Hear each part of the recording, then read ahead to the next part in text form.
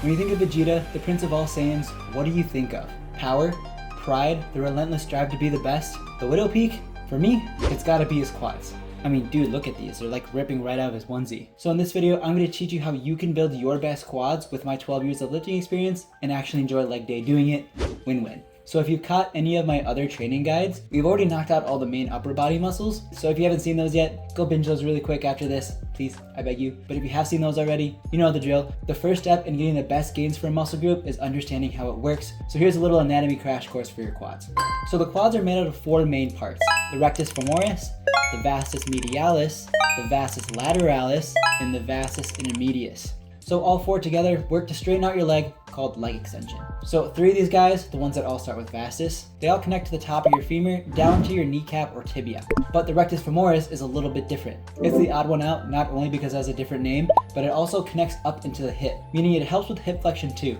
That little overachiever. Fun fact, the rectus femoris makes up a huge chunk of your overall quad size, but the vastus medialis, the one that looks like a teardrop down by your knee, that's the one that's going to be sticking out of your shorts if you're looking for that complete Vegeta leg aesthetic. So what does this mean for your training? Well, first, we can't just suffer through leg day. If you hate it, you're gonna half-ass it, and then eventually you'll just skip it entirely. Trust me, I've been there too. But over the last year or two, I've completely flipped my approach, and now leg day is like one of my legit favorite days to do. Before I share what worked, we should probably talk about what mistakes I made before. When I first started training, I always heard the term, if you want to get big, you gotta lift big, so I listened. At about 185 pounds or so, I got my deadlift all the way up to 505, and I could squat 405, which I'm proud of, but all it really got me was back pain, knee pain, and muscle growth. So what was the fix?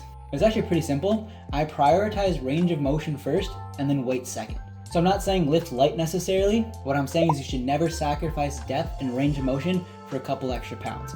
Also, a quick hack that's gonna really help with the exercises that we're gonna talk about later. I highly recommend getting some sort of squatting shoes with an elevated heel, or like me, I'm kind of a sneakerhead and I really like to wear my shoes. So I got these heel inserts instead that essentially do the same thing. So ever since I made that shift to prioritizing range of motion, I end up getting less pain, better quad pumps, which actually for me feel amazing, and most importantly, some actual quad growth.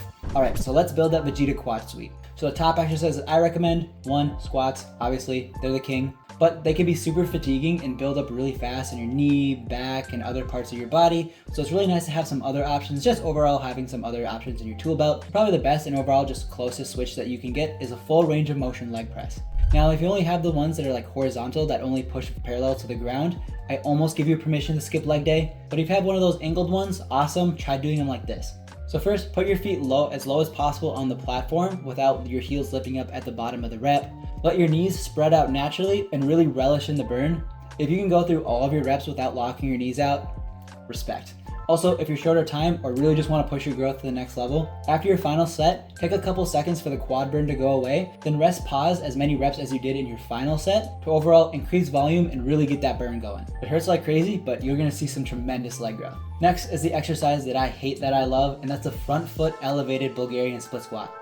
That's such a mouthful. So pick something that can slightly elevate your front foot. I personally like bumper plates, but honestly any sort of platform will do. And by elevating that front foot, I find that I can get my knee down lower and therefore a full range of motion without my knee hitting the ground to stop me.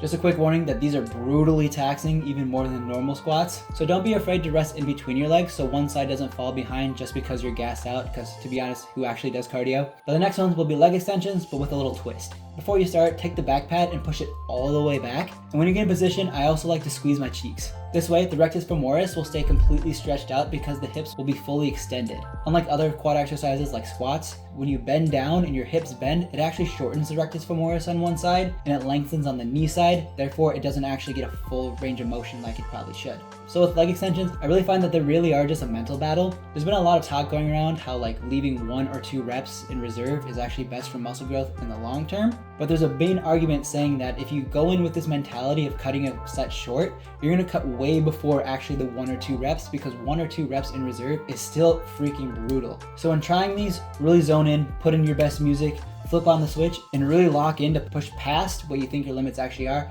and you might actually be shocked by how far you can actually go. So if you found this video helpful and you want to learn more about leveling up your training, check out this video here on growing your biceps, because what's having Vegeta-like legs if you don't have the arms to match?